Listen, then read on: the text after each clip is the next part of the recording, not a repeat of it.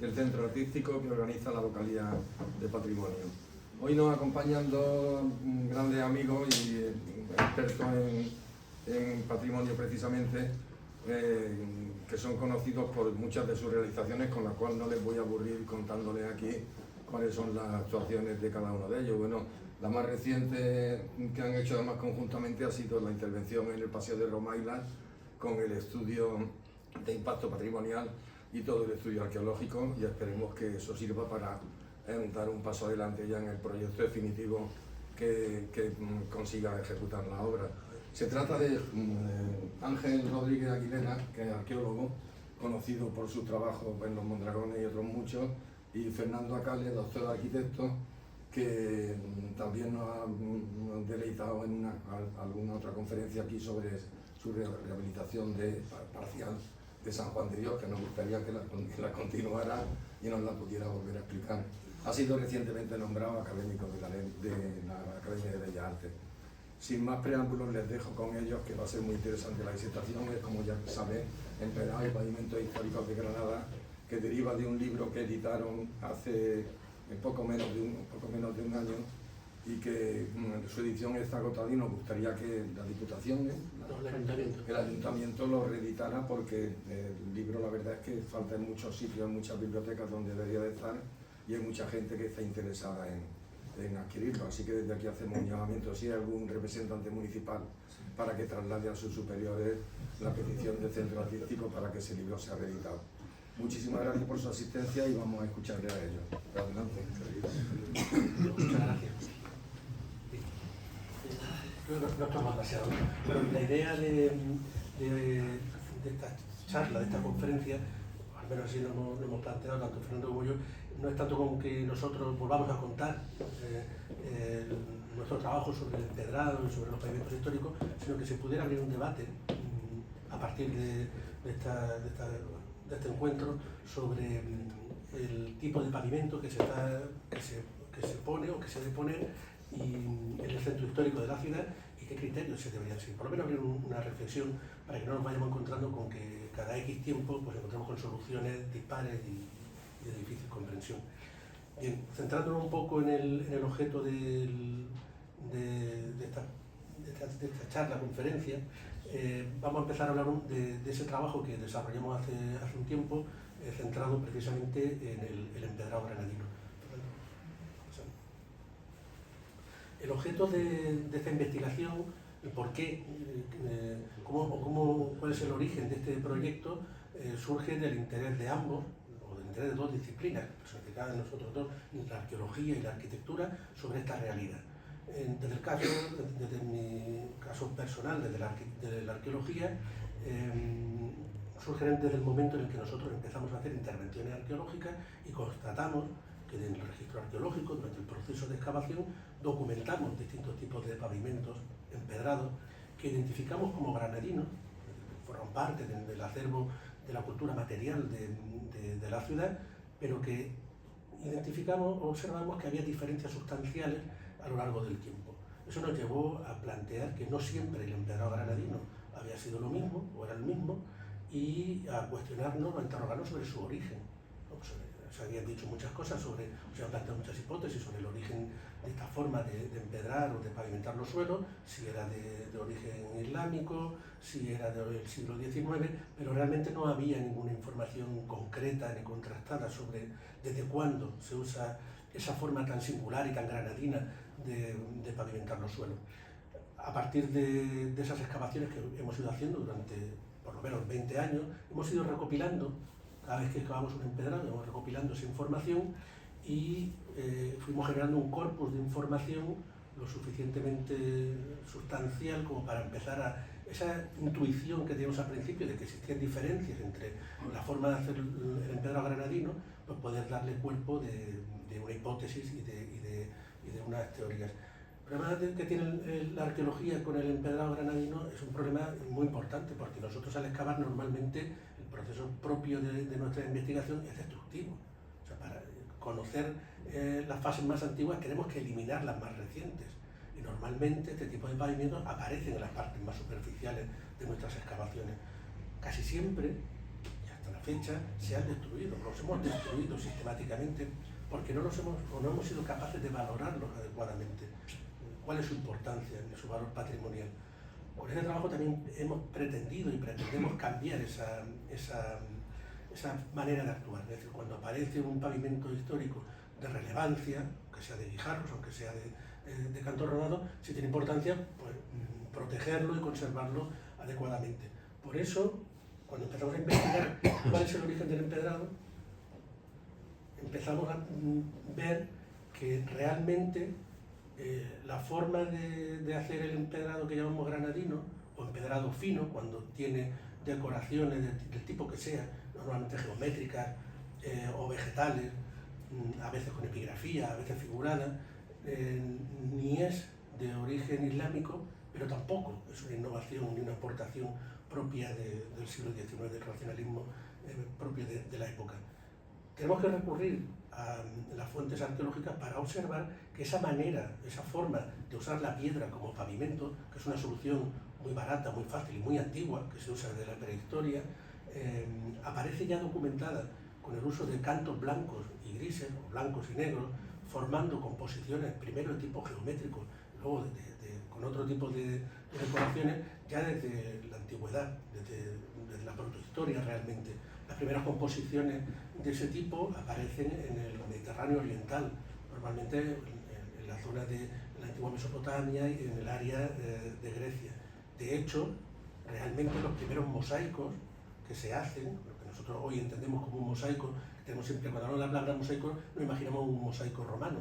Bueno, los primeros mosaicos que se hacen en la historia son de cantos rodados.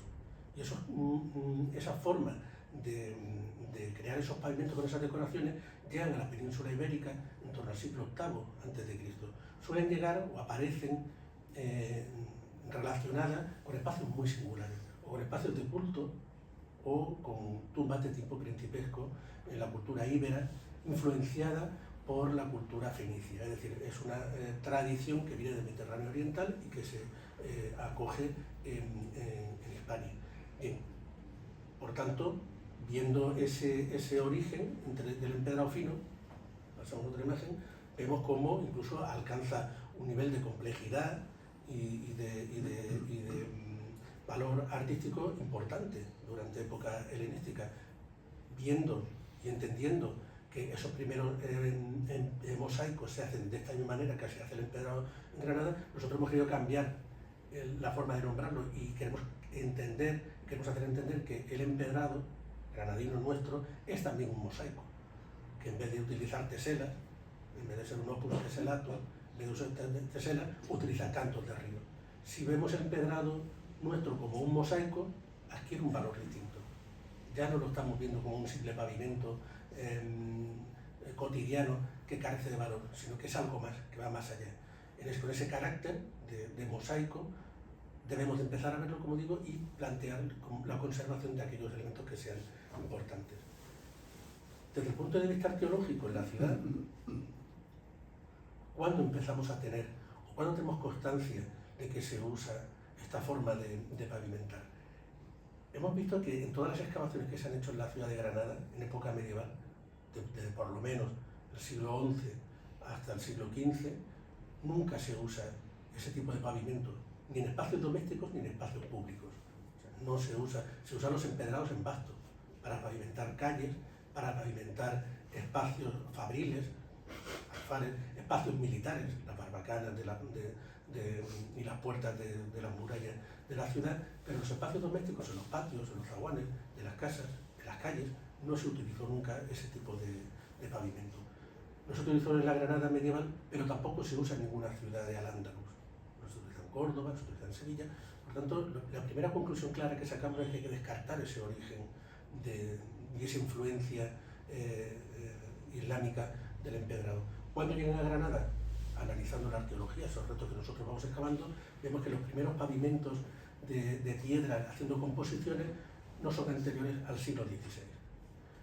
Nosotros vinculamos la aparición de este tipo de formas de pavimentar en espacios muy concretos en la ciudad. Por ejemplo, uno de los primeros lugares donde tenemos la constancia de que se usó fue en el Palacio de Tendilla, del Gran Tendilla, en el Partal. Sabemos que ese palacio es la reforma que se hace de un palacio previo, probablemente el palacio de Muhammad II, luego Tendilla lo convierte en un palacio renacentista, y en uno de los ámbitos de ocio, que es una especie de pequeña cuba que mira hacia el gran estanque y lo que conocemos como el Palacio del Partal, que tiene una forma de U. Ahí Torres Balbás, cuando empezó la restauración, primero las excavaciones para la restauración, inciso, claro, Torres Balbás era arquitecto, pero tenía un buen conocimiento de la arqueología, y además tenemos la suerte que nos deja una documentación muy valiosa para poder seguir sus trabajos. Pues como vemos en esa imagen, él fue documentando todo aquello que iba excavando y que iba eliminando, porque a lo que le interesaba era llegar a los niveles medievales. Pero dibujó ese tipo de pavimentos, que ahí encontramos un empedrado, que ya identificamos como un empedrado granadino, pero que sin embargo está utilizando motivos geométricos muy parecidos a los que se están utilizando en los mosaicos de época romana. Por tanto, observamos que la primera vez que llega esa forma de hacer nuevamente mosaicos, en Granada ya no con teselas sino con cantos de río, viene de la mano de esa aristocracia que está introduciendo el Renacimiento en la ciudad. Es una aportación del Renacimiento que, como todos sabemos, recupera la tradición y la cultura greco-romana para actualizarla.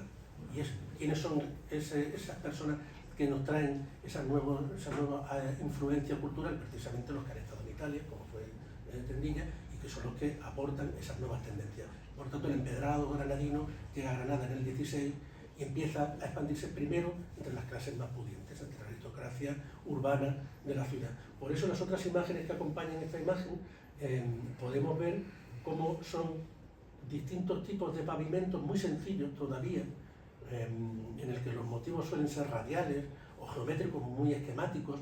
Normalmente predominan los fondos en negro y los trazos en cantos blancos, siempre en espacios de casas que se construyen en el siglo XVI y de casas notables. Normalmente en la Medina, en espacios que se han construido ex novo por esos nuevos pobladores. Vamos aquí. De hecho, nosotros vamos a observar cómo existe una evolución entre esas primeras formas de pavimentar usando cantos de río que hemos visto en el siglo XVI. Vamos a ver cómo van a evolucionar a lo largo del tiempo. Incluso luego al final, cuando le dé paso a Fernando, veremos que hemos hecho una propuesta de seriación histórica de este tipo de estética, de este tipo de pavimentos. Pero aquí, por ejemplo, traigo también otra imagen que creo que es muy interesante, y es el pavimento que se utilizó en el patio de la madraza, que se colocó a principios del siglo XVIII. Ese pavimento, que no se conocía por las distintas reformas que se hicieron posteriormente, apareció durante la última obra de rehabilitación del edificio, y también nos indica que cuando en el siglo XVIII se formaliza el Palacio de la Madraza, tal como nos ha llegado hasta hoy día, uno de esos elementos innovadores y que denotan la singularidad de ese espacio es la colocación en el patio central de ese empedrado. Ese empedrado, los pocos restos que han quedado, que se nos permite recomponerlo, vemos que están trazados a compás. Empieza a plantear una nueva tipología de empedrado que tendrá gran éxito en la ciudad, que son grandes rosetones, son composiciones hechas a compás, que van a derivar con el paso del tiempo a composiciones de tipo vegetal. La arqueología, evidentemente, nos va mostrando todo ese proceso de cambio. Al lado del empedrado que aparece en la madraza podemos ver otras dos imágenes. Una es de una intervención en el Albaicín, en la calle Correo Viejo, en el que vemos cómo hay una superposición de empedrado que nos permiten ver ese cambio estilístico, ¿no? De composiciones mucho más rígidas, que son las más antiguas, a otras pues mucho más gráciles, que son las que se van a generalizar a partir del siglo XIX. Bien. Bueno, claro, es que yo estaba, disculpad, es que yo estaba viendo la imagen que venía, ¿no? Pues si vosotros lo veis. Bueno, aquí podemos ver lo que os estaba contando, ¿no? Esa primera imagen de una intervención en Correo Viejo, y vamos a ver como en un espacio de jardín, de patio de la casa, se producen esas modificaciones. Y la de al lado es un empedrado ya muy típico, de lo que ya conocemos como empedrado típico granadino, de una casa en la Alhambra. Vamos a observar que ese cambio tipológico, bueno, pues podemos ir ajustándolo a lo largo del tiempo. Vamos a pasar. No obstante, a pesar de la arqueología, porque la arqueología siempre normalmente nos va a dar unas cronologías relativas, aproximadas, salvo en casos muy concretos que conozcamos la fecha exacta de construcción de la vivienda o de colocación del empedrado. Pero para poder generar o utilizar el empedrado como un elemento que nos sirva como fósil guía o como elemento de datación de nuestras propias excavaciones, también tenemos la suerte de contar en Granada con una serie de empedrados históricos que se han conservado, que no se han destruido. Debieron ser muchos más los que existían. De hecho, son los que vamos viendo con las intervenciones arqueológicas, pero que nos hayan llegado a día de hoy son muy pocos. Son un grupo muy reducido, un puñado de empedrados bien datados, bien fechados cronológicamente y que nos van a servir como referencia para ver cómo ha evolucionado esa forma de pavimentar esos espacios.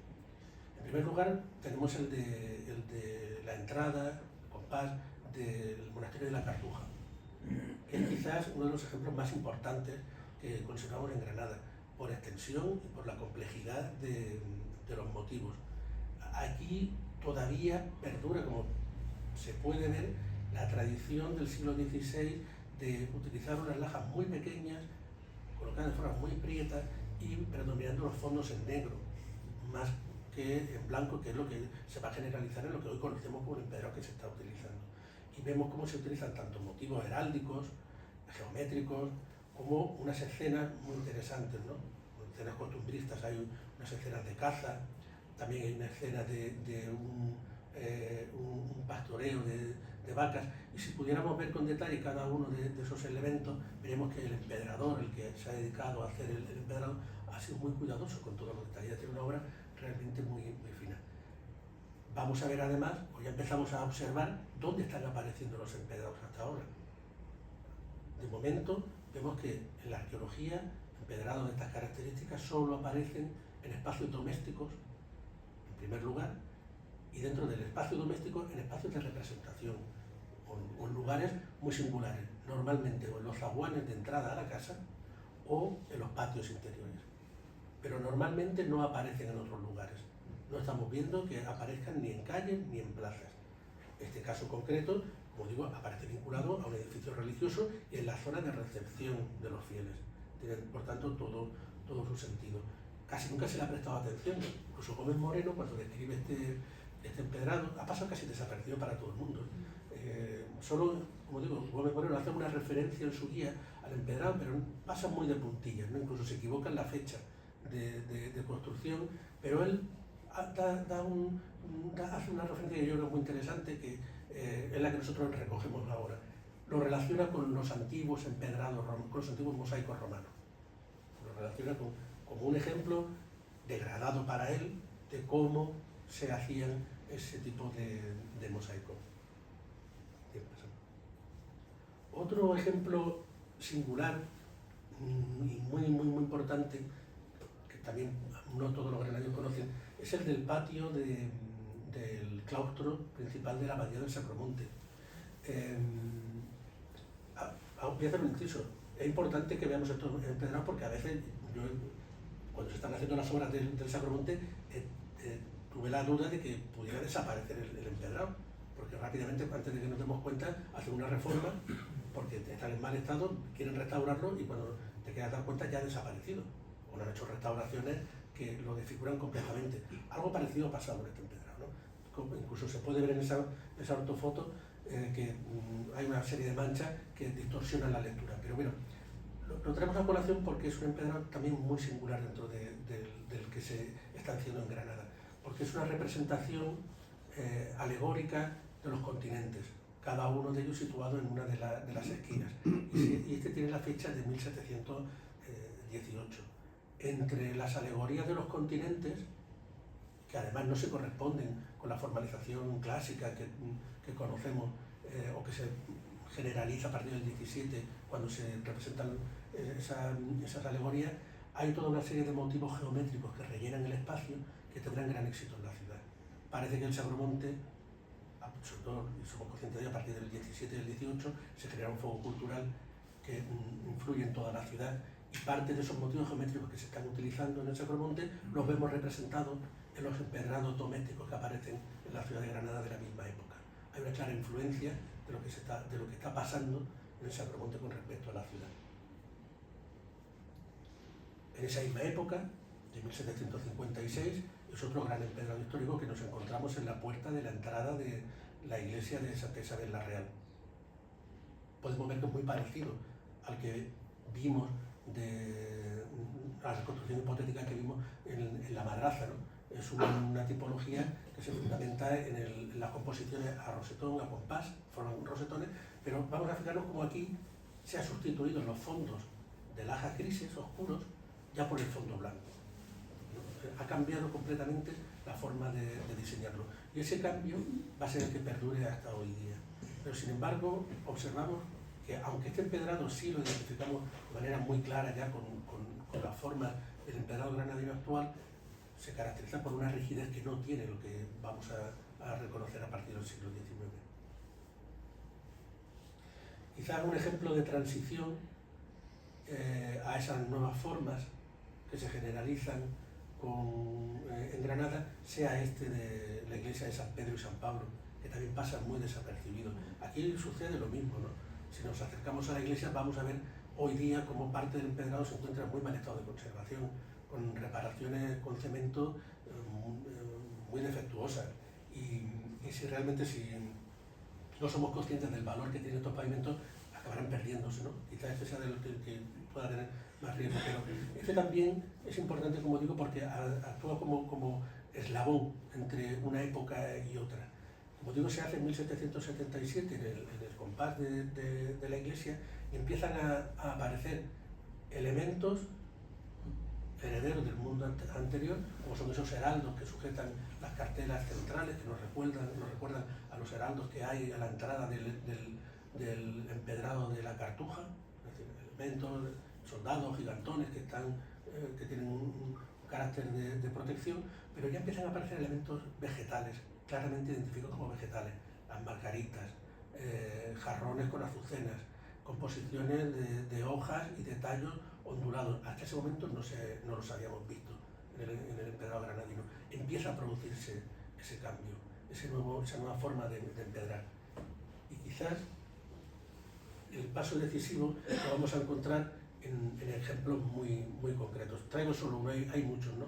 Pero siempre los vamos a seguir viendo en espacios muy singulares, en espacios de casas nobiliarias, como en este caso en la Casa de la Torre. Este es el empedrado del patio interior del Museo Arqueológico, de la parte que está anexa al Museo Arqueológico, y este empedrado, que en principio no tenemos fecha para su datación, por la colocación dentro de la casa y por el que comparte ciertos elementos decorativos estéticos con el que tiene enfrente San Pedro y San Pablo, lo hemos fechado a principios del siglo XIX, muy a principios del siglo XIX, aquel era de finales del siglo XVIII. Ya vemos cómo se ha producido ese trasvase de esa forma al mundo doméstico. Vamos a seguir viendo otros que son poco conocidos, que es el empedrado que se encuentra a los pies de la ermita de San Sebastián. Insisto, siguen apareciendo en lugares muy concretos, muy constreñidos. No hay una expansión del empedrado por toda la ciudad, sino que está muy controlado su uso. Y aquí pues encontramos los mismos empedrados bien datados y con elementos heráldicos y con la multitud de elementos decorativos que ya empiezan a generalizarse en el resto de la ciudad. Yo para ir terminando, porque insisto, queremos luego establecer un debate con todos ustedes sobre el empedrado, la importancia que tiene, lo que estamos haciendo o deberíamos hacer en la ciudad. Si los colocamos dentro de un plano de la ciudad, todos los que hemos visto en ese arco cronológico del 16 hasta el 19, pero pues vemos un poco cómo se va distribuyendo por todo ese espacio. Si hiciéramos una seriación, podríamos establecer que existen distintas escuelas o distintas formas de empedrar que se pueden tratar bien cronológicamente. Lo que no podemos hacer a día de hoy, o no en todos los casos, o es difícil, es ponerle nombre y apellido al empedrador. Pasa un poco igual que con la cerámica, ¿no? La cerámica es un objeto utilitario puede ser bello, puede tener valores artísticos, pero rara vez conocemos quién es el alfarero que lo hace. Por el empedrado pasa lo mismo, ¿no? Nos encontramos con empedrados de muy buena calidad, de muy buena factura, pero no sabemos quién es el autor que lo ha hecho, y otro realmente mal ejecutado. Conocemos la existencia de familias, de sagas, de empedradores, gracias a la documentación de archivo, pero insisto, no podemos darle ese nombre y apellido.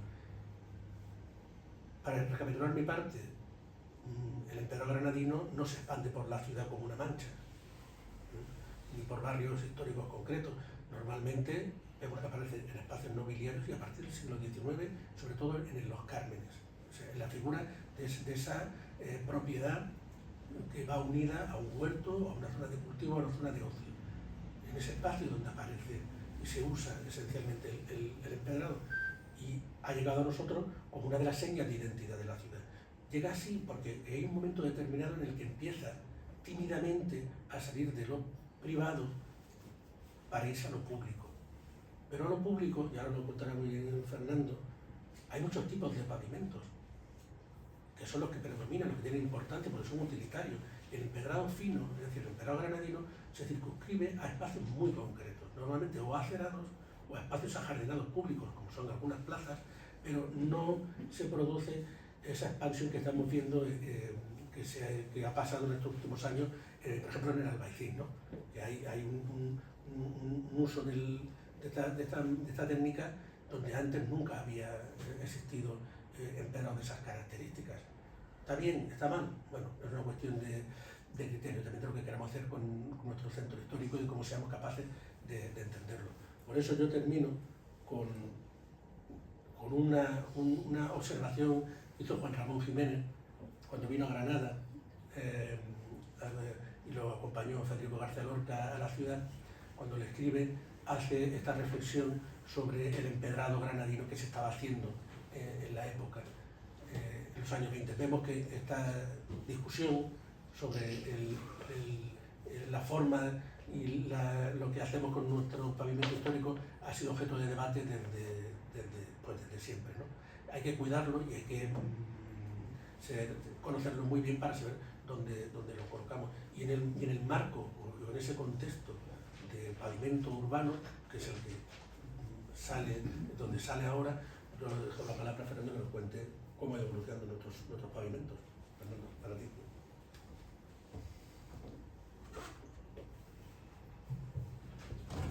Bueno, buenas tardes. Antes de continuar la exposición, sí quería hacer un inciso. La verdad es que, bueno, ha sido un trabajo muy gratificante poder compartir esta investigación con Ángel, y la verdad es que fue curioso, porque yo creo que, bueno, también la pandemia dejó algunas cosas positivas, y en alguna llamada de estas cuando estábamos confinados, pues caímos en la cuenta que los dos llevábamos como 20 años investigando sobre temas de pavimento, no lo sabíamos, cada uno desde su propia perspectiva y desde su punto de vista, y pensamos que, bueno, que esto había que plasmarlo de alguna forma en este trabajo. Yo no soy de Granada, yo soy gaditano, aunque perdí el acento hace muchos años, pero el acento era gracia, dice mi mujer. Pero hay una cosa que llama la atención cuando uno viene de fuera, ¿verdad?, y visita la ciudad de Granada y se encuentra unos pavimentos que los que ya llevamos tiempo aquí, bueno, pues ya pasan desapercibidos, como la Alhambra que está ahí, ¿no? Pero la primera impresión que a uno le causa es sorprendente, sobre todo en Cádiz no hay empedrado, por supuesto, ¿no? Y te encuentras, bueno, pues con un elemento que yo creo que tiene unos valores excepcionales y que además te remiten a una cosa que me parece interesante, y es el valor artesanal que tienen estos pavimentos, ¿no? Cuando uno los ve, a pesar de que en ocasiones resultan incómodos, uno piensa y dice, bueno, ¿qué trabajo hay detrás de esto, ¿no? Que ha habido alguien que ha ido poniendo piedra a piedra, y además se reconocen, bueno, pues ese valor de la funcionalidad, también lógicamente ese valor artístico, limitado por supuesto a una serie de espacios, aunque hoy en día, bueno, pues esto se ha sacado un poco fuera de contexto, y hoy casi todos los pavimentos nuevos que se hacen tienen esta decoración. Pero bueno, eso quizás de pie a hablar luego al final sobre estas cuestiones.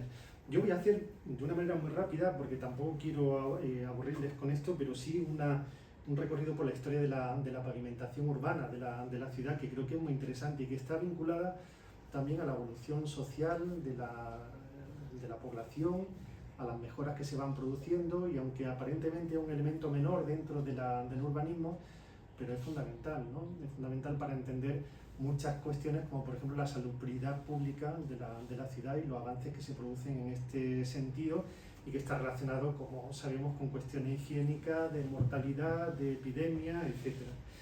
Bien, por supuesto, no todas las calles en el siglo XVI y XVII contaban con una pavimentación, eran muy pocas las que tenían la suerte de contar con un pavimento que podríamos denominar un pavimento de empedrado concertado. Ese empedrado concertado son bolos extraídos de los ríos de la ribera de los ríos granadinos, del Genil, del Beiro y del Darro, y bueno, se solían asentar sobre una superficie arenosa más o menos frágil, y como ya digo, esto solía ocurrir solamente en las calles principales. Ahí hay una imagen que nos regala la plataforma de Vico, muy interesante, de cómo la entrada a la ciudad era un desastre, ¿no? Era un lugar abrupto, lleno de baches, socavones, y realmente esto era la tónica general en la ciudad. Es decir, los caminos de tierra, cuando se deterioraban, pues simplemente se le echaba una capa como de escombro apisonado que lo reforzaba un poco, pero esto era lo que había, ¿no? Como digo, este sistema de pavimentación, que es el que se utiliza tradicionalmente y seguramente desde épocas anteriores, presenta también muchos inconvenientes, porque genera una superficie que es permeable y hace que el agua, cuando cae sobre este pavimento, sobre este empedrado, bueno, pues lo absorbe el terreno, y esto hace que se reblandezca el firme que está debajo, con lo cual pues esos bolos que eran muy firmes al principio pues dejan de serlo, sobre todo si están sometidos al tránsito de carruajes o de bestias de todo tipo. Y esto ya va revelando algunas de las complicaciones que se podrían producir, ¿no? Cuando sobre una superficie débil o bajo una superficie débil tenemos una red de acequias y de canalizaciones de carácter medieval que se conservan prácticamente hasta la década de los años 20.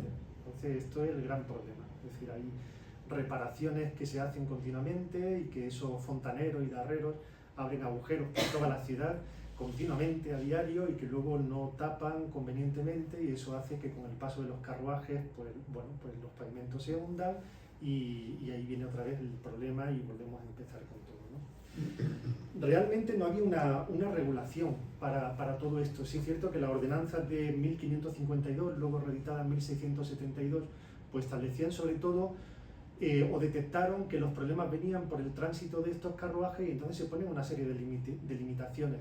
Y es interesante comprobar cómo en este momento ya se especifica que los carruajes a la ciudad solamente pueden entrar por dos puntos, ¿no? Que sería por la puerta de Virrambla para llegar hasta ella, o por la puerta de los Molinos para llegar al campo del Príncipe.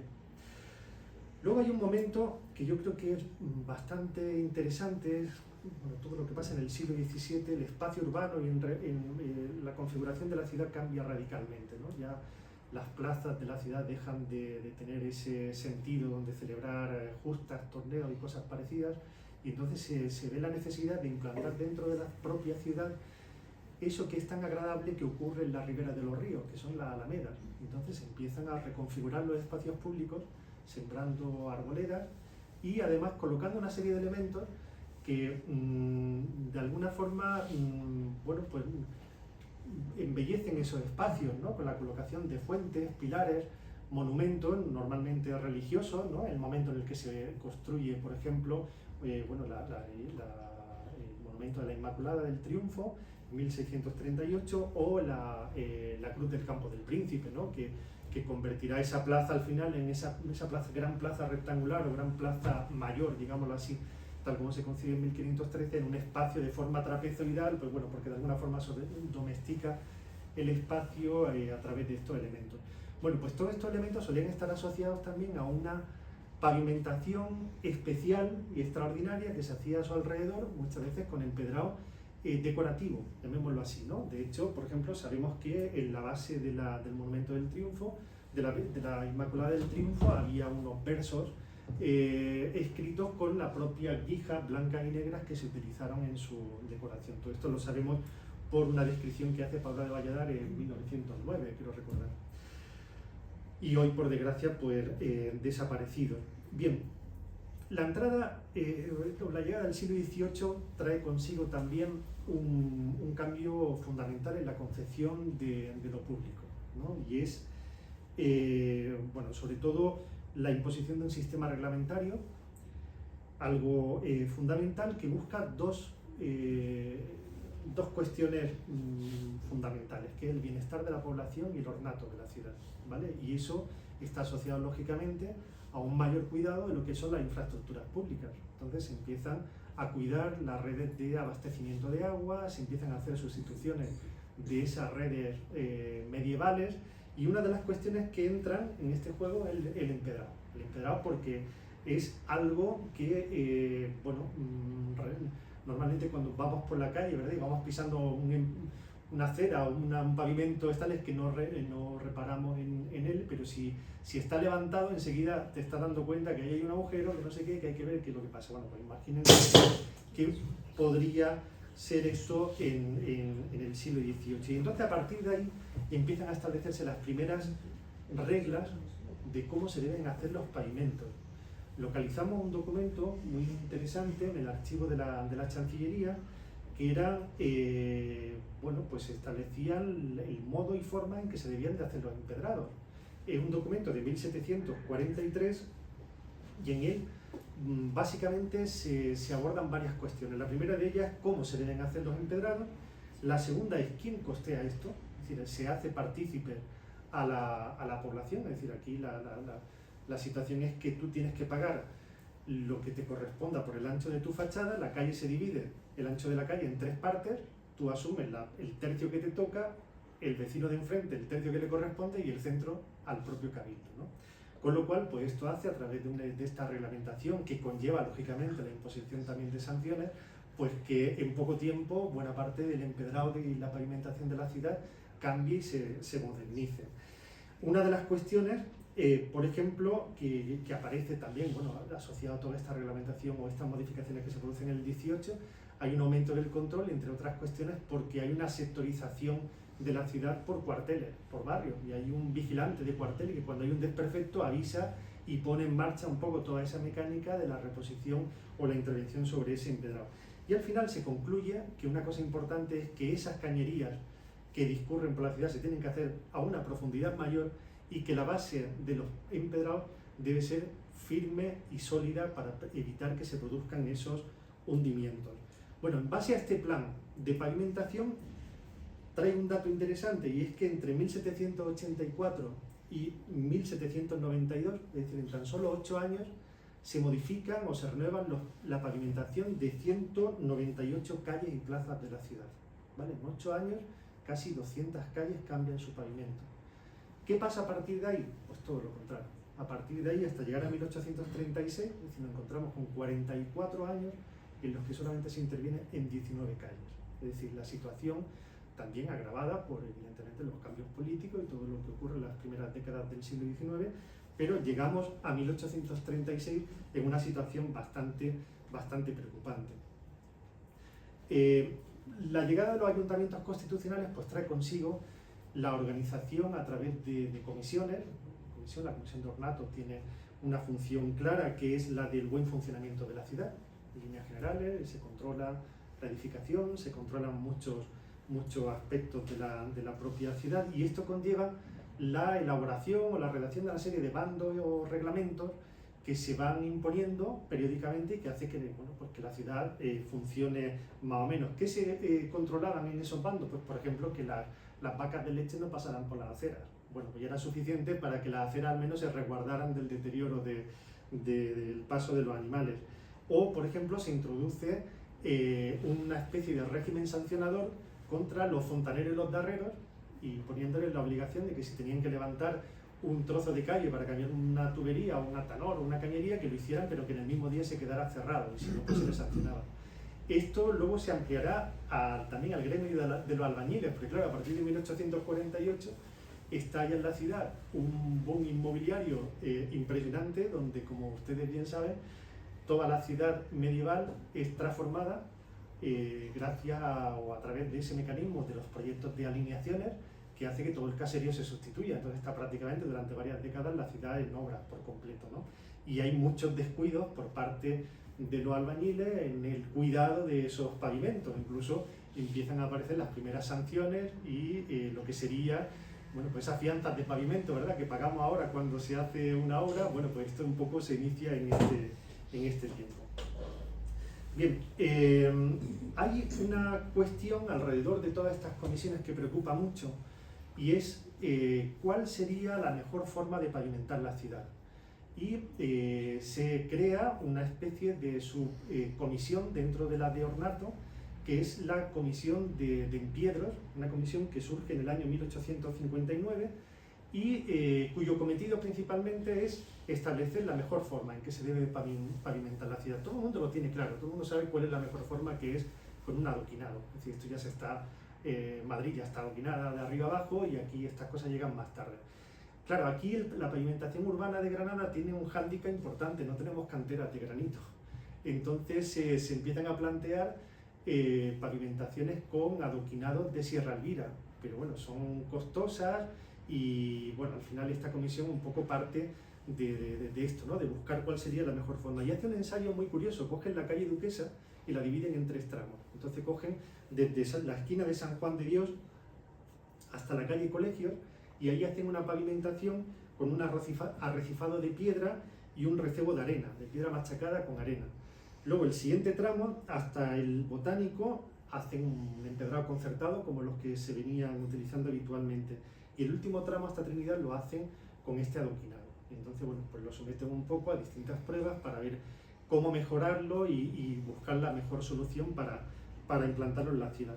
Pero claro, en este momento surge también un debate que me parece interesante. Ya veis que al final todo se va extendiendo y vemos que el problema de los pavimentos conlleva otras cuestiones colaterales, y es el tema de los carruajes. Es decir, hace falta hacerle a Granada una circunvalación, ¿vale? Estamos hablando en este momento, bueno, pues de 1860, los carruajes son los que perjudican a los pavimentos, y en ese sentido, bueno, pues se establece, me he traído el plano de Dalmau para marcar el recorrido de lo que sería la ronda de carruajes, que viene desde la carrera del Genil a través del puente, pasaría por San Antón, ¿verdad?, calle Alhóndiga, y ya coge todo el tramo de lo que sería el callejón de la calle San Jerónimo, calle San Juan de Dios, hasta salir al Triunfo. Claro, esto tiene consecuencias también. Se le advierte específicamente a las compañías de diligencia: oye, usted ya no coja más por el centro de la ciudad porque le vamos a multar. Y es curioso cómo en la documentación histórica del archivo empiezan a aparecer las quejas de estas compañías que dicen: oye, usted me ha multado, pero es que ahí había una cosa que yo no podía pasar, entonces por favor quíteme la multa. En fin, es bastante interesante. Este trazado se modifica posteriormente de una manera, bueno, muy sutil, pero por calle Alhóndiga era un poco complejo el paso y entonces lo desvían por Plaza de Gracia. Bueno, empiezan a aparecer planes de empedrado, hay cambios políticos continuos en estos años, ¿no?, a nivel municipal, y prácticamente cada alcalde encarga un estudio al arquitecto municipal del momento, y probablemente el más serio que se hace, el que se encarga de hacer José María Mellado, arquitecto municipal en 1867 y autor de muchos de los proyectos de alineaciones que se hacen en ese momento en la ciudad, y elabora un pliego de condiciones con 38 artículos donde detalla absolutamente todo, con detalles constructivos, y un documento, la verdad es que magnífico, donde él apuesta en primer lugar por el tema del adoquinado, que le parece que es la solución mejor, adoquinado de Sierra Elvira. Luego se traerán adoquines de Málaga, de cantera de Málaga, y ya se salvará un poco esto, pero en segundo lugar los cantos rodados, y en tercer lugar lo que conocemos como macadam, que es un invento del ingeniero escocés John Loudon Macadam, que consistía, bueno, con lo que se pavimentaban principalmente las carreteras, que eran varias capas de piedra machacada y arena apisonada, ¿vale?, que daba muy buen resultado. Bueno, ya tenemos la normativa, tenemos una ciudad prácticamente por pavimentar, y a mediados del siglo XIX empiezan a producirse pavimentaciones en espacios sobre todo singulares. Yo he traído, lógicamente, esa pavimentación de empedrado concertado en la que se impone en las calles, pero traigo 3 casos que me parecen singulares de plazas que se pavimentan en este tiempo. La primera de ellas es la Plaza de los Lobos. La Plaza de los Lobos es un proyecto muy interesante, el primer proyecto de jardín que se hace en la ciudad, de jardín público, y lo realiza otro arquitecto del momento, municipal, y creo que también fue de la Diputación, Juan Punnaire, en 1849, y él diseña un jardín extraordinario que recuerda un poco lo que ahora hay a lo que él plantea, y donde se incorporan por primera vez especies vegetales ornamentales. Es decir, se empieza a concebir el espacio público como un lugar de ajardinamiento, donde se incorporan elementos como sistema de riego, se incorpora mobiliario, aparecen unos kiosquillos, se ven, ¿no? En los laterales, las 4 esquinas, había como unos kioscos, había fuentes, bancos, barandas para que la gente no pisara las plantas, y la pavimentación la hace como una alpañata, es decir, él busca simular de alguna forma la imagen de los paseos. De aquí pasamos a otro ejemplo, que es la Plaza de Rambla, en 1867. Imagino que todos ustedes conocen un poco la historia de la plaza, que es muy interesante. Es el primer espacio de la ciudad, por ejemplo, en el que se hace un proyecto de alineación. La reglamentación de las alineaciones surgen en el año 1849, pero en el caso de Rambla, en 1837, ya se está haciendo un proyecto de alineaciones. Las alineaciones implican, para alinear una plaza, que hay que demoler los edificios y hacerlos de nuevo. Lógicamente esto no ocurre en Virrambla hasta muchas décadas después. Pero en este momento pasa aquí una cosa que me parece extraordinaria y única en la ciudad, y es que no se sabe qué hacer con tanto cascajo de las demoliciones de los conventos, y alguien dice, oye, pues vamos a llevarlo a Virrambla. Y entonces, de la demolición de Capuchinas y de San Agustín, la mayor parte de los escombros terminan en el centro de la plaza, conformando una plataforma elevada, una plataforma que sería como 1 metro de altura, sin ningún tipo de ornamentación. Además no se podía sembrar nada porque era un material completamente inerte. Bueno, eso ocurre en 1836, y en el año 66, 1866, el capitán general Enrique Enríquez entrega al Ayuntamiento de Granada este proyecto maravilloso de Carlos María de Castro, autor del Plan de Ensanche de Madrid, donde, bueno, pues hace un diseño de un square o jardín a la inglesa tan habitual, ¿no? en ciudades, en otras ciudades españolas. Como pueden ver, se conserva la plataforma se ajardinó, y esto, aunque hay poca evidencia, pero sabemos que se hizo finalmente, se hizo lógicamente con el arquitecto José María Mellado al frente, el arquitecto municipal, y con José Cerro y Alcalá, que era el responsable de los jardines. ¿Qué pasó? Que las revueltas que hubo a los pocos meses, pues lo arrasaron los jardines, y ya luego no se volvió a construir, solamente el motivo central, en el que se colocó una farola, y esa fue toda la decoración que tuvo la Plaza de Rambla durante mucho tiempo.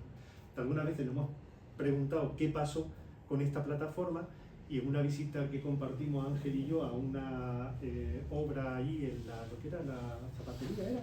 O la juguetería, nos encontramos que realmente esa plataforma lo que habían hecho es que la habían extendido todo el cascajo, y al hacer todos los edificios nuevos, bueno, habían subido un poquito el nivel de la calle. Y si alguna vez pasan desde Plaza de las Pasigas de Rambla, verán que se sube un poco, pues por el motivo de este elemento.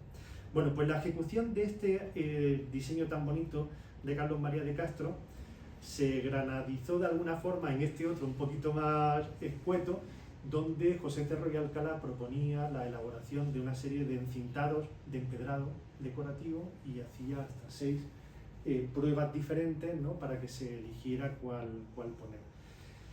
Hay otro proyecto posterior muy interesante también, que es el de Plaza Nueva.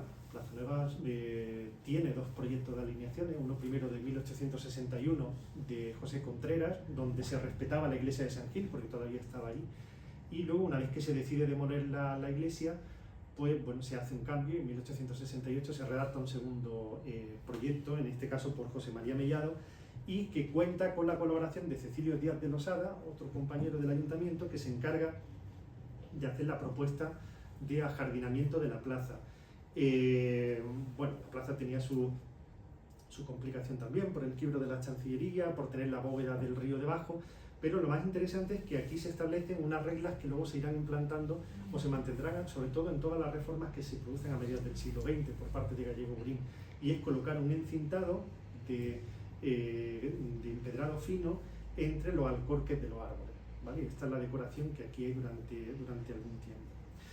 Bien, bueno, no me voy a detener mucho más en esto, simplemente contar que la parte de lo que es el empleo de los adoquines se impone sobre todo en la pavimentación de la Gran Vía en la calle Reyes Católicos. Ya se asume que es lo que se tiene que poner, ya son adoquines que vienen de fuera y son de granito, Y hay un hito interesante en todo esto, y es que en el año 29, por fin, después de tantísimas reclamaciones y demandas, pues se acomete la nueva red de saneamiento de la ciudad, ¿no? En el año 29 se modifica el saneamiento de la ciudad, se sustituye y se aprovecha para hacer un plan de pavimentación. Y curiosamente, cuando todo el mundo esperaba que lo que se colocara y se fuera a colocar fueran los adoquines, pues resulta que el ingeniero municipal, Pablo Nobel, decide que no sean adoquines, sino que se vuelva a recuperar el empedrado.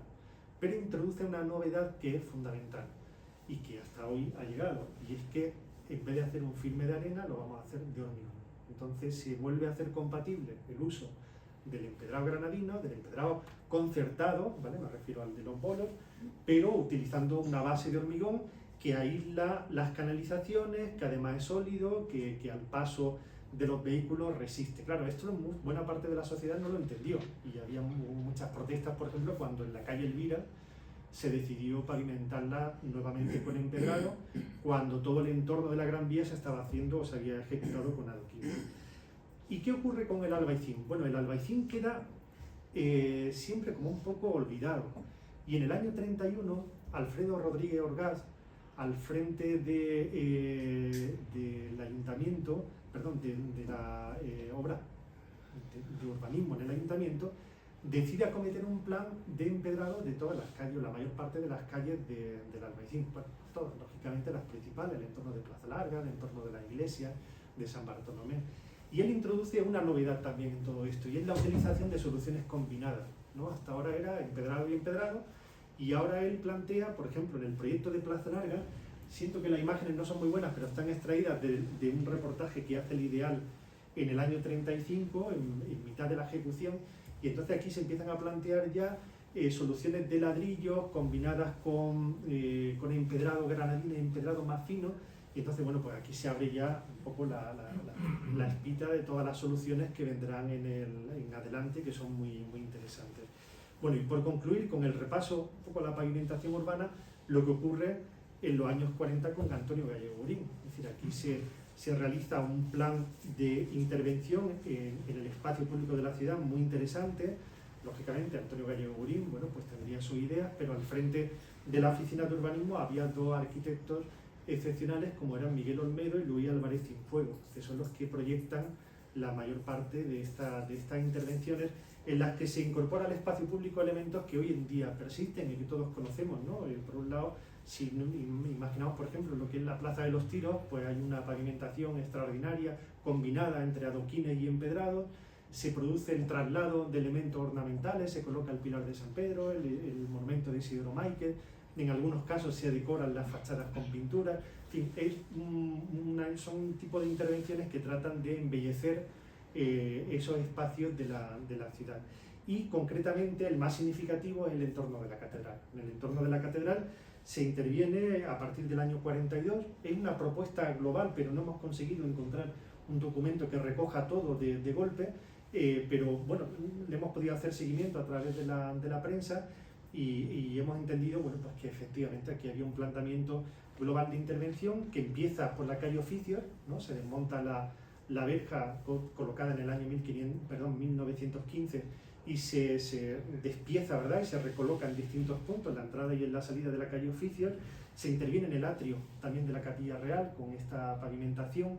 Hay un elemento que se incorpora ahora y es bueno, la escalinata, las gradas, este tipo de elementos que resuelven desniveles que hoy en día tratamos de evitarlos, ¿no? por garantizar la accesibilidad, pero que en este momento, bueno, pues se van colocando por la ciudad para salvar desniveles que se producían entre distintos sitios en una misma calle.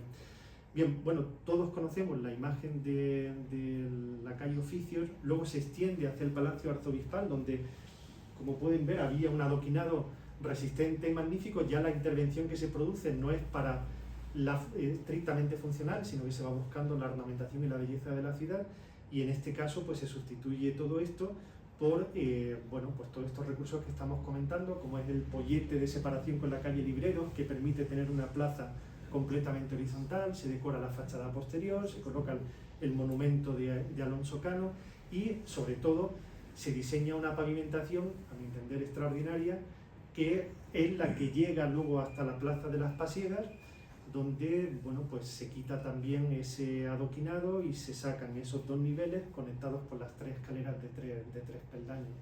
El proyecto de la Plaza de las Pasiegas era bastante más ambicioso porque ya desde el plan de 1942 del anteproyecto lo que se planteaba era llevar la plaza, prolongarla hasta la calle, hasta la Plaza Pescadería, es decir, arrasando con las casas laterales para con la misma anchura llevarla hasta allí y tener una mayor perspectiva de la plaza. Eso evidentemente pues no se llega a ejecutar. No sé si hay alguna imagen más. Sí, bueno, esta es la imagen previa de Pasiegas y la imagen final que ya hoy todos conocemos.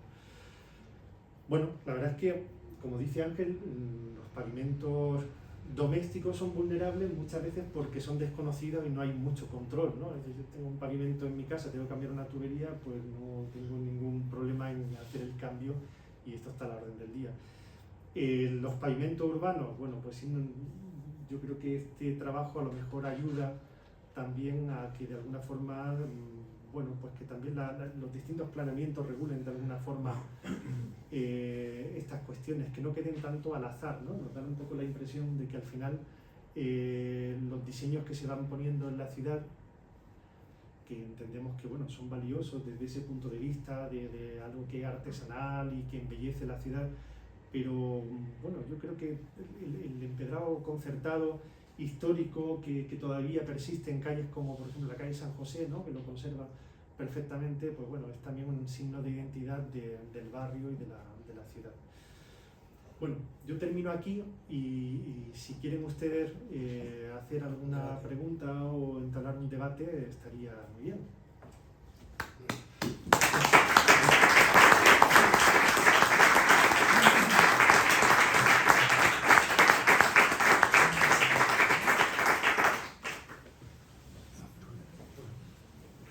Sí, sí, por favor.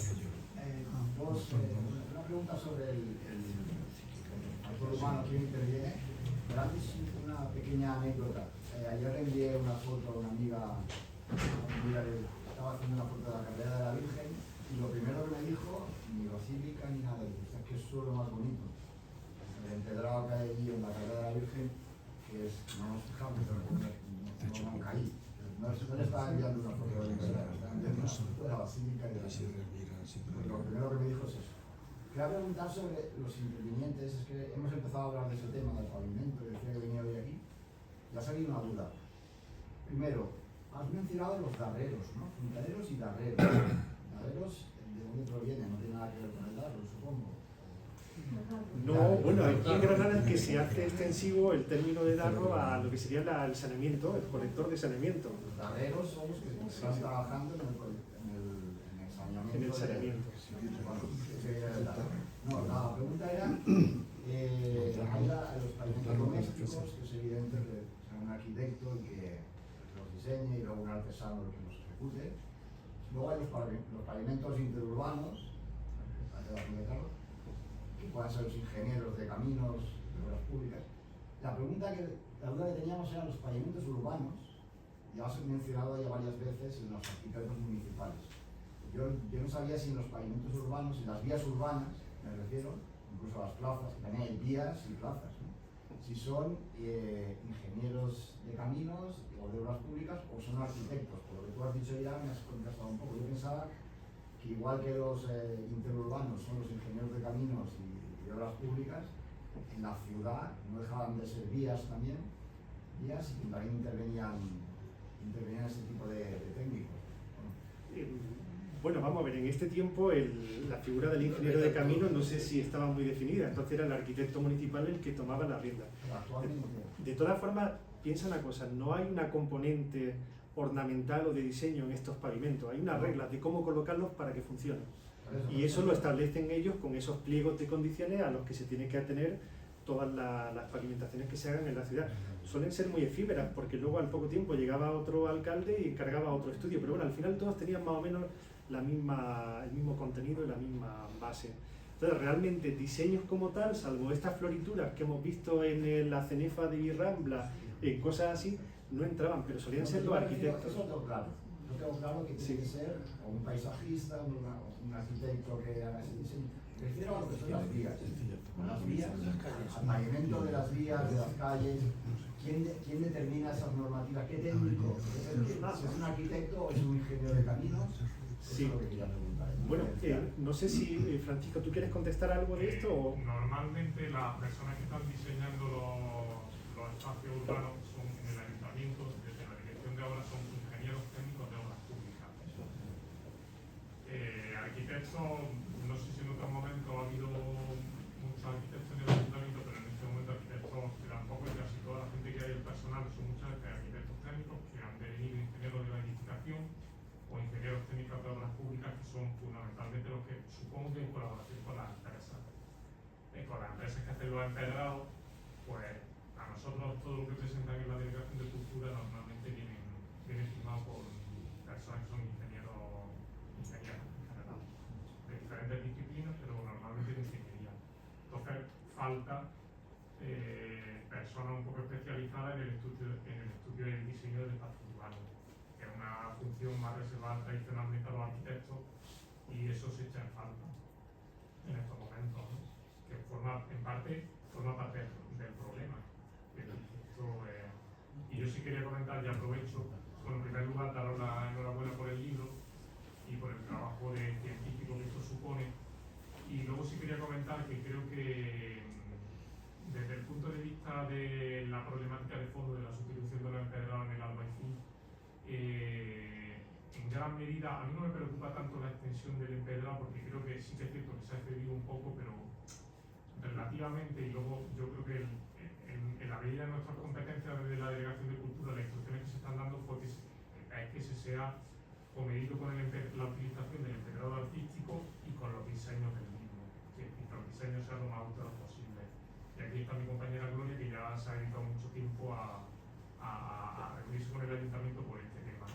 Me preocupa más otra cosa, que es la utilización, la piedra que se está utilizando, porque eso sí forma, quiere decir, esta piedra que es mármol de no cantos de los ríos arrastrados de color blanco, negro y jarro, que es lo que tradicionalmente se ha empedrado, sino este tipo de mármol de Macael. Por lo visto, estos mármol de Macael que se hace artificialmente y que tiene un color blanco nuclear prácticamente, que supongo que con el tiempo se irá difuminando, pero eso sí creo que supone un cambio mucho más trascendente respecto del empedrado que el propio diseño artístico, que es cierto que con el tiempo, como bien ha ido explicando, se ha ido en cierta medida extendiendo desde el espacio privado hacia en mayor o menor medida el espacio público, ¿no? Y también es cierto que en gran medida esto deviene de una posición del ayuntamiento desde hace muchos años de una tendencia a eliminar los polos y a sustituirlo por empedrado más fino por la cuestión de la accesibilidad. En el Albaicín aproximadamente el 40% de la población tiene más de 65 años. Y esto origina un conflicto con que la gente quiere accesibilidad, y compatibilizarlo es difícil. Y luego ya, para terminar, no me quiero enrollar, simplemente decir que me preocupa el tema del empedrado relativamente, pero me preocupa el tema de la pavimentación de la ciudad histórica en general. Acabamos de ver el proyecto, que no sabemos cómo se va a materializar, ¿no?, de la reforma de la calle San Antón. El planeamiento de protección es claro en relación a las determinaciones de cómo se tiene que pavimentar la ciudad histórica, pero creo que hay una regresión en cuanto a adoquinados, a la pérdida de los adoquinados tradicionales, que en Granada no son lo mismo que en Lisboa, ni que en Sevilla, ni que tienen una textura y unos colores distintos, y entonces creo que hay que incidir ahí. Y en este sentido, simplemente para terminar, decir que creo que más allá de un poco del estudio científico y de la denuncia que traduce la conferencia, sería oportuno, y aquí además está Joaquín Abras, que es una persona respetada en el ayuntamiento seguramente, digamos que intentar que el ayuntamiento, de alguna manera, a través de la gente que había realizado esto, o de instituciones de prestigio como esta, le trasladen al ayuntamiento la necesidad de tener un criterio en relación a todos estos temas y de dejarse asesorar por la gente que sabe. Es decir, nosotros yo soy recién llegado a esto, pero hay gente que lleva mucho más tiempo estudiándolo, y que creo que es necesario que presten asesoramiento a gente que, por desconocimiento o porque no tienen una formación estricta en esta materia, pues deben dejarse asesorar asesorar por gente que tiene más conocimiento. Y eso se echa en falta en el ayuntamiento. Creo que sería oportuno que las instituciones de la ciudad, igual que ha pasado en Sevilla, el Colegio de Arquitectos, por ejemplo, pues se pongan al frente un poco de una llamada de atención que vaya más allá de un simple artículo en el periódico.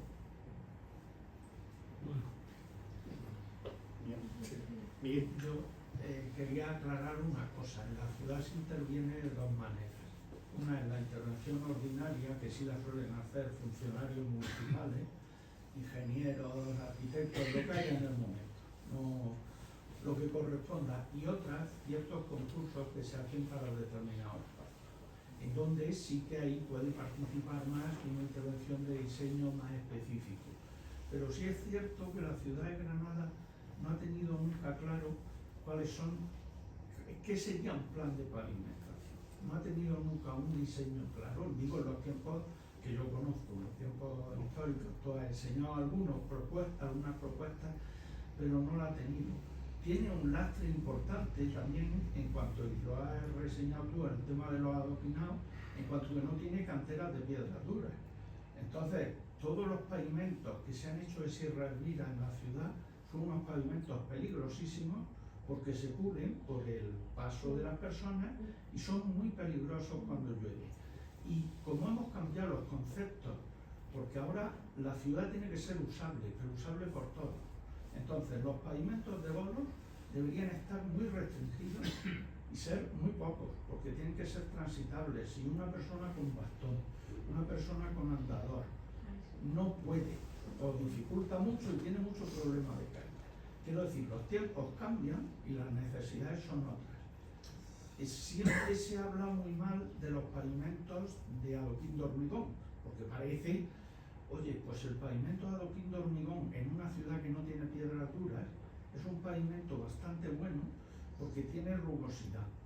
Es un pavimento orgánico también, porque el hormigón no deja de ser un material orgánico, y puede tener diseños varios. Quiero decir, no puedes tener un criterio fijo, pero es verdad que el ayuntamiento nunca ha tenido un criterio, digamos, claro, sino que va interviniendo por parches y según corresponde.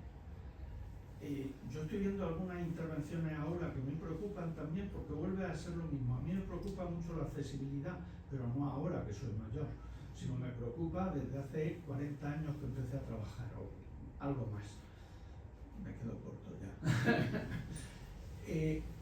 Se están haciendo los pavimentos estos vegetales, no vegetales, de piezas de hormigón que son con orificios, de manera que teóricamente ahí se deja un terrizo, luego crece la hierba.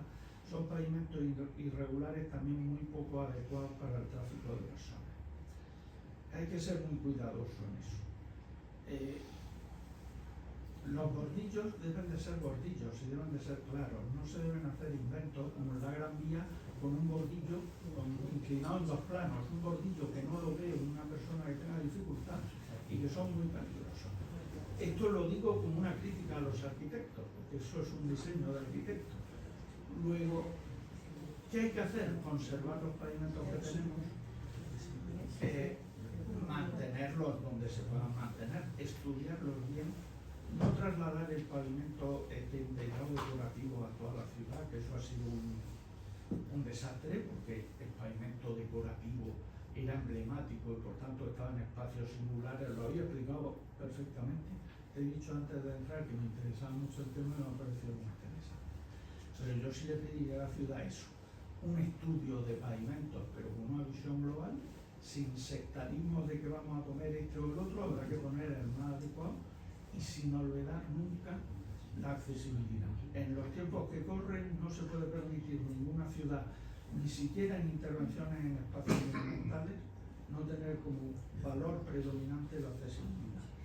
Y la accesibilidad no es solo para personas mayores, no es solo para personas en silla de ruedas, es para todos nosotros que tenemos un accidente, nos rompemos una pierna y ya no podemos llegar a los sitios. Es un poco lo que yo les pediría al ayuntamiento, un estudio con esa visión, y un estudio a lo mejor hecho a través de un concurso público, que se haga, que haya una serie de equipos o alguien, que haya más ambición en cómo tratar y resolver la ciudad. no os corresponde a vosotros, lo digo como respaldo un poco Sí, a sí. toda esa exposición que habéis hecho, que me parece muy importante. Hay varias. Sí, había allí, Este este señor de la derecha, sí. Sí. Bueno, yo voy a hacer una preguntilla planteando lo siguiente, que además de estética, que es extraordinario, la funcionalidad extraordinaria, no sé si se piensa también en la seguridad de los ciudadanos. Porque lo que es inconcebible es que a veces vamos pavimentos que antes que los mires, si cae una gota de agua, te pega un cebollazo que no se la salva ni la verdad. Y luego hemos visto máquinas que han tenido que estar ahí puliendo, no puliendo, todo lo contrario, embasteciendo. ¿Por qué no entre tanta cabeza pensante no se piensa en materiales antideslizantes?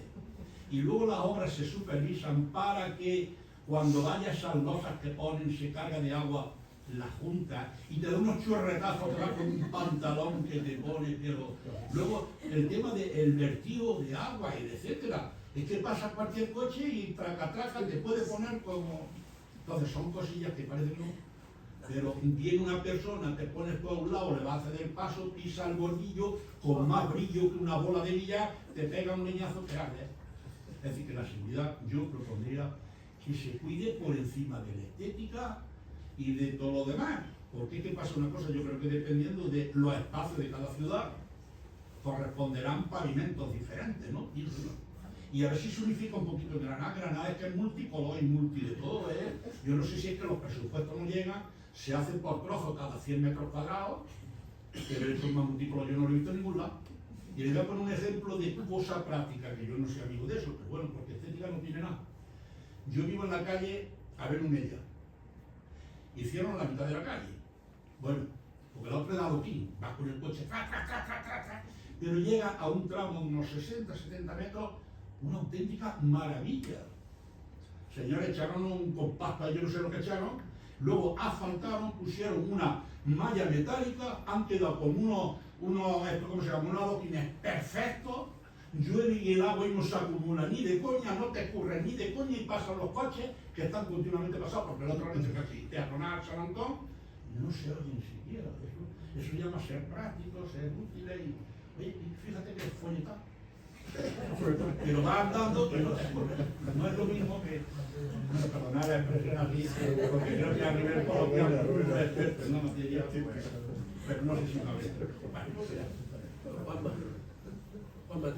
te dejo la palabra.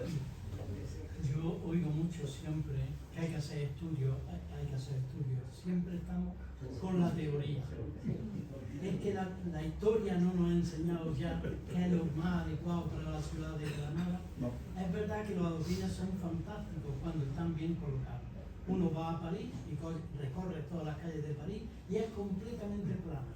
Tú vas aquí a la carrera del carro y un adoquín está a 3 centímetros, otro más hondo y así va todo.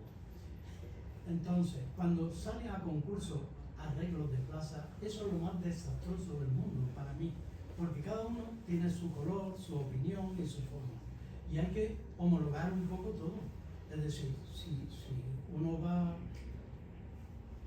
en Holanda, todo es ladrillo. Un ladrillo especial o tumbado de campo, pero hay que buscar algo que simplifique un poco el arreglar las calles. En Granada yo creo que lo mejor que hemos tenido, y Isabelita Nieto, la concejala de urbanismo, lo arrancó todo entero, en las calles que iban a la Plaza Virrambla, que eran de Sierra Elvira con 4 centímetros de grosor y 60 por 40 o 80 por 60. Magníficas, se perdían. Las quitaban, yo no sé quién se las llevaba a donde fuera para colocarlas, pero eran extraordinarias. Y luego yo creo que hay mucha responsabilidad en los políticos. La mayoría de los políticos son unas horteras con un mal gusto que te muere. Entonces, yo creo que los políticos deben de controlar a los arquitectos y tienen que decir qué va a hacer y cómo lo va a hacer. Y si estamos convencidos de que tienen que ser los adoquines, obligarlos a poner adoquines. Yo tuve que ver algo en la Plaza La Trinidad, donde se pusieron mármoles de todos los colores que están hechos polvo todo y hay que ponerla de nuevo. Y en Plaza Nueva ocurre lo mismo. Hay que utilizar materiales duros para que continuamente la Plaza Nueva es un espacio de obstáculos. Una está rota, la otra que es tremendo. Pues esto hay que prevenirlo.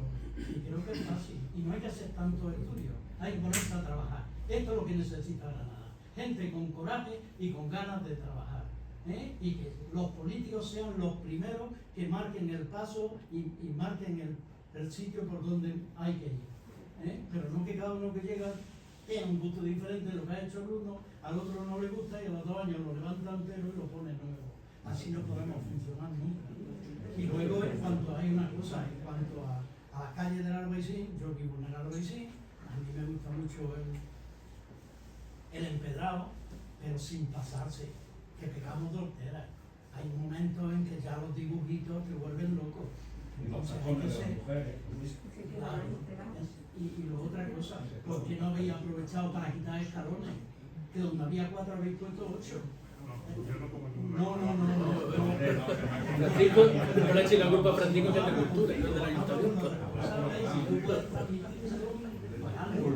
Si no han tenido la oportunidad de modificar todas las calles de Albaicín, quitando escalones y poniendo rampas, que es facilísimo, más fácil y con menos trabajo. Y luego, en cuanto a las piedras del río, cuando están bien colocadas, son también como las de mármol, con la diferencia que las de mármol son horribles, que reparan una cantidad tremenda, y la piedra del río es mucho más fácil. Bueno. Pero hay una cosa que está clara, ¿no? Que todos estamos de acuerdo. Lo que hace falta es tener por lo menos un criterio, el que sea, para el centro histórico. José Miguel quería decir algo primero. Bueno, yo quería, más que decir, preguntaros a vosotros qué opináis sobre las calles de asfalto de la Alhambra. Si eso está bien, tal y como está de asfalto, o deberían ser sustituidas. Vuestra opinión. Tú como arquitecto. y yo como arqueólogo de adelante. Tú que has hablado menos últimamente. Bueno, no lo sé, la verdad es que hay zonas que están fatal, pero bueno, no lo sé. Yo creo que eso debería de cambiar. Yo creo que no es el asfalto, la verdad es que es una solución cómoda porque bueno, se parchea cuando hace falta y ya está, pero no lo sé, yo creo que hay una labor todavía que el patronato tiene que hacer, y es controlar bien el tema de las redes, porque hay como, esto es casi ir probando, hay veces que tienen que ir levantando raquetas para saber por dónde van las cosas, ¿no? Y son redes que ya algunas pueden tener su año y no están documentadas. Y ese sería el momento a lo mejor de aprovechar también y cambiar el asfalto, porque parece inapropiado que en el entorno o en la propia Alhambra, calle Real, tengamos ese tipo de pavimentación. ¿Y qué pondríais vosotros? Bueno, podríamos utilizar desde un empedrado con ayuda, es decir, hay empedrados que tienen ayudas que están bien. Es decir, yo, por ejemplo, cuando uno sube, yo vivo en la calle San José, cuando tú subes por la calle San José, bueno, pues hay como una especie de acerita con unas losas más o menos, son de Sierra Elvira, además abujardá, y por ahí pasan muy cómodamente, ¿no? Hasta que salvas el alminar, ya a partir de ahí te vas al empedrado vasto, ¿no? Y es muy cómodo. Yo creo que ese tipo de ayudas que en un momento dado mantienen la estética, pero ayudan a que o favorecen el paso de personas con otra movilidad, o tú mismo que vas subiendo y que vas con la lengua afuera, pues vienen bien, a lo mejor se pueden integrar y buscar soluciones de ese tipo, ¿no? Que hagan convivir. Y la calle que sale del Arco de la Granada hacia arriba, que es espantosamente fea, ¿qué eso ocurriría? ¿Ponerlo también de pavimento blando como está la del lateral de izquierdo? ¿Qué? No tiene circulación, que no tiene ningún tipo de circulación, Pero tiene está muy ninguna restringido. circulación. Pues, evidentemente casi que pide un pavimento blando porque está en un entorno natural prácticamente, ¿no? Está en el bosque de la Alhambra, ¿no? Y es un espacio de paseo, bueno, al menos así se percibe. Pero claro, eso supone ya plantearlo todo, Sí, entero. todo su entorno, ¿no? Claro. Pero es que Gloria había pedido la palabra. Sí, bueno, yo quería decir que aunque veo que, claro, cada uno tiene su visión, hay detrás de todo esto hay mucha gente trabajando, y además hay una planificación del tipo de pavimento, de las zonas, de los espacios, de todo, de todo. Y bueno, que Fernando puede comentar también al respecto, porque lo que pasa es que tendemos últimamente mucho a la crítica y a lo malo, pero que hay mucha gente comprometida con estas cosas, trabajando todos los días sobre eso y discutiendo e intentando que las cosas se hagan lo mejor posible. En el Albaicín, bueno, pues en el Albaicín es verdad que se ha tenido, hemos estado durante muchísimos años con el tema de los bolos, la incomodidad que son los bolos allí, tanto para las personas como para los vehículos. ¿Qué ocurre? Pues que digamos que no se había planificado, ¿no? Y no se había estudiado, y ha sido un poco una lucha. Yo hablo de la primera etapa, ¿vale? Ya muy antigua. No se había planificado qué tipo de pavimento le había que poner, y sí parecía que había una guerra política en cuanto a que yo doy una solución, precisamente haciendo alusión a eso que has dicho, oye, es que a los políticos, bueno, pues que hay veces que en la normativa quedan unas ciertas lagunas, ¿vale?